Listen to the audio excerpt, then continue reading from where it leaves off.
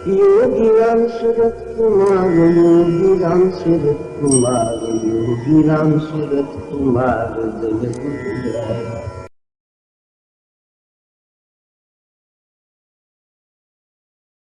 இன்றைக்கு ஒரு கதை படித்தேன், விஷன் மேகசினில் வந்திருந்தது.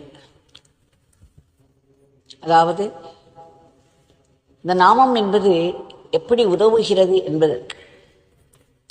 தீசஸ் என்று ஒரு கிரேக்க கதாநாயகன், ஏத்தன்ஸ் நாட்டின் பேரரசன். அவன் மிகவும் பிரபலமானவன். அவன் ஒருமுறை காட்டுக்குள் செல்ல வேண்டியிருந்தது. அந்த காட்டு பாதையானது பல சிக்கல்களை கொண்ட பாதை. ஆங்கிலத்தில் லாப்ரின்த் என்று சொல்லுவோம். அந்த மாதிரியான ஒரு பாதை. சட்டென்று நமக்கு வழி தெரியாமல் போய்விடும். நாம் ஆரம்பித்த இடத்தை அடையாளம் வைத்துக் கொள்ளவில்லை என்றால் உள்ளே போய் ஏதோ ஒரு இடத்தில் நுழைவோம், பிறகு எப்படி வெளியே வருவது என்று தெரியாமல் திணறுவோம். வாழ்க்கை என்பது அப்படித்தான். விதுமென்று வளைவுகளும் குறுகலான சந்துக்களும் ஆங்காங்கே நம்மை வழிமறித்து எங்கெங்கோ கொண்டு சென்றுவிடும். இதிலிருந்து நாம் இந்த சிக்கலான வழி என்று சொல்லப்படும் இந்த வாழ்க்கையிலிருந்து நாம் மீண்டு ஆரம்பித்த இடத்திற்கு வர வேண்டுமானால் ஏதேனும் ஒரு அடையாளம் வைத்திருக்க வேண்டும். இந்த தீசஸ் இந்த சிக்கலான வழியில் செல்ல நேரிடும் பொழுது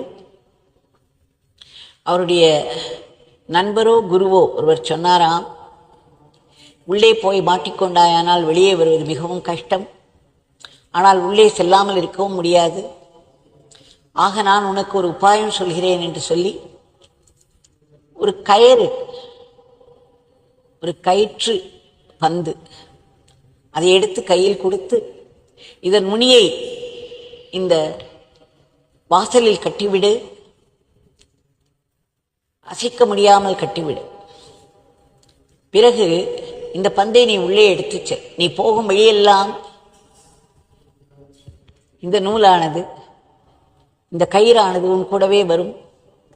நீ திரும்ப வரும் பொழுது இந்த கயிறின் அடையாளத்தை கொண்டு வாசலுக்கு வந்து சேர்ந்து விடலாம் என்று. எத்தனை ஒரு அருமையான யோசனை! இந்த நாமம் இருக்கிறதல்லவா, அந்த நாமம்தான் நம்முடைய வாழ்க்கைக்கு கயிறு. வாழ்க்கை என்னும் சிக்கலான பாதைக்குள் நாம் நுழையும் பொழுது பல பிரச்சனைகள் நம்மை கவ்விக்கொள்கின்றன, எங்கெங்கோ அழைத்து சென்று விடுகின்றன. வாழ்வின் நோக்கம் என்பதை நாம் முற்றிலும் மறந்து விடுகிறோம். அப்படி இருக்கும் பொழுது இறைவன் தான் நம்முடைய ஆரம்பம், இறைவன் தான் நம்முடைய முடிவு. நாம் ஆரம்பித்த அந்த இறைவனிடம் நாம் சென்று முடிய வேண்டுமானால் இந்த நாமம் என்னும் கயிற்றை பிடித்து கொள்ள வேண்டும். நாமம் என்ற பந்தை நமக்கு பகவான் அளித்திருக்கிறார். இந்த கயிற்றை, இந்த பந்தை எடுத்துக்கொண்டு இந்த வாழ்க்கையின் உள்ளே இருக்கும் சந்து பொந்துகளில் எல்லாம் நுழைந்து ஆங்காங்கே திசை தெரியாமல், திக்கு தெரியாமல் குழம்பி நிற்கும் பொழுதும், பிரச்சனைகளில் சிக்கி எல்லாவற்றையும் மறக்கும் பொழுதும் இந்த கயிற்றானது நமக்கு வெளியே வருவதற்கு உதவும். நாம் அந்த வழி தடம் என்ன என்பதை காண்பித்து திரும்ப நம்மை வெளியே கொண்டு வந்து ஆரம்பித்த இடத்தில் விட்டுவிடும். அதனால் நாம் இந்த நாமத்தை விதவிதமாக பார்க்கிறோம். ஒரு மகாத்மா அதை மணி தீபம், அதை நாக்கில் ஏற்றுங்கள், உள்ளே இருக்கும் இருட்டு போய்விடும் என்று சொல்கிறார். இங்கே இன்னொரு மகாத்மா இந்த கதையை கூறி, நீங்கள் இந்த கயிற்றை, இந்த நாமம் என்னும் கயிற்று பந்தை எடுத்து செல்லுங்கள், வாழ்க்கைக்குள்ளே நுழைந்து நீங்கள் எங்கு வேண்டுமானாலும் போகலாம், பிறகு திரும்ப சுலபமாக ஆரம்பித்த இடத்திற்கு வந்துவிடலாம், இதிலிருந்து மீண்டு வந்து விடலாம் என்று சொல்கிறார். இதை நாம் நினைவில் வைத்துக் கொள்வோம். இந்த நாமம் என்பது நாமிதான். அந்த நாமி எப்பேற்பட்ட நாமி? நமக்கு கூட தான் நாமம் இருக்கிறது. நமக்கு கூட தான் பெயர் இருக்கிறது. நம்முடைய பெயர் நாமம் ஆகிவிடுமா? நாம் நாமி ஆகிவிடுவோமா? இறைவனுடைய பெயர் ஒன்றுதான் நாமம், அவர் ஒருவர் தான் நாமி. அதனால் நாமம் என்பது அந்த முழு முதற் கடவுள். எந்த கடவுளானவர் நம்முடைய குருநாதராக உருவாகி வந்து நம்மிடையே விளைய வந்து நமக்கு எளிய வழிகளை காட்டி நம்மை கரை சேர்க்க உதவி கொண்டிருக்கிறாரோ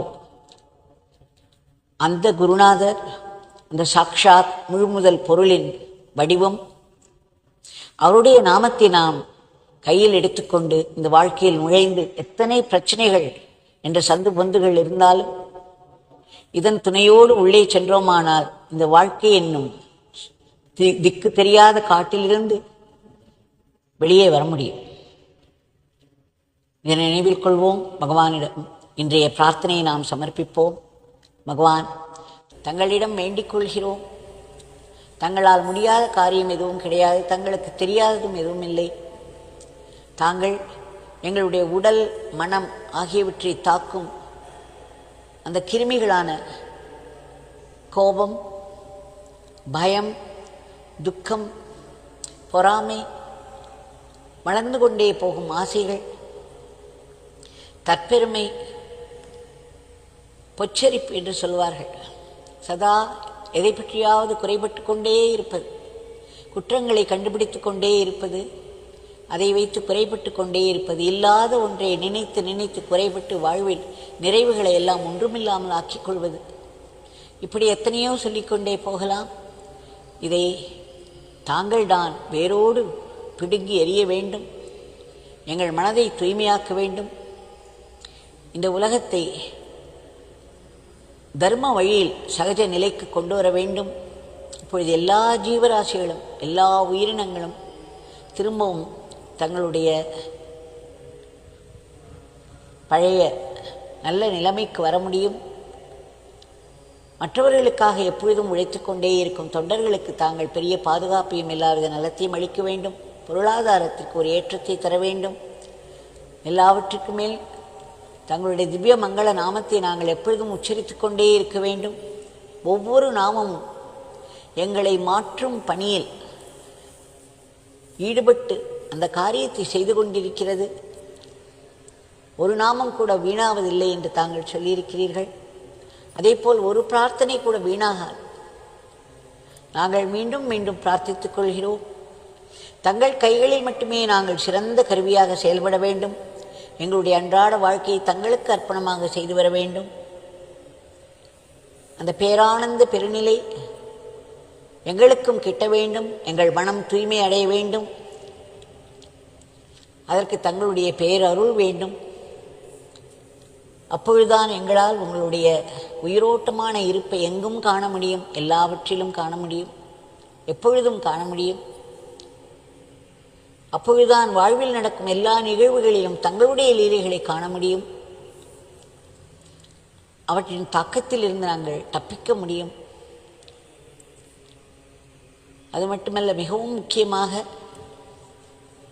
வாழ்வினுடைய தாங்க முடியாத கொடிய துன்பங்களிலிருந்து, அந்த துன்பங்களிலும் கூட தங்களுடைய கருணையானது ஒளிந்து கொண்டிருக்கிறது, மறைமுகமாக இருக்கிறது. எங்களுடைய ஆன்மீக முன்னேற்றத்திற்காக, கடவுளை நோக்கி எங்களை தள்ளுவதற்காகவே இந்த துன்பங்கள், இந்த கெட்ட கர்மங்கள், அவற்றின் பயன்கள் என்ற உருவில் வந்து எங்களை தாக்குகிறது. அப்பொழுது தங்களுடைய திருநாமத்தோடு அதில் இருக்கும் அந்த ஆசீர்வாதத்தை, அந்த கருணையை உணர்ந்து மனம் சமாதானமடைந்து எங்கள் மனம் தாழ்ந்து போகாமல் நாங்கள் நல்லபடியாக இருக்க வேண்டும். அதற்கும் தங்கள் கருணை வேண்டும். தங்கள் கருணையை பார்ப்பதற்கு தங்கள் கருணை வேண்டும். உலகில் உள்ள அத்தனை ஜீவராசிகளும் எந்தெந்த நிலையில் இருந்தாலும் அந்தந்த நிலையில் இருக்கும் கர்மாக்களிலிருந்து அவர்கள் விடுபட்டு எல்லோருக்கும் மரணமில்லா பெருவாழ்வு கிட்ட வேண்டும் என்று ஆத்மார்த்தமாய் மீண்டும் மீண்டும் பிரார்த்தித்துக் கொள்கிறோம். ஜெய் அபிராம் சத்.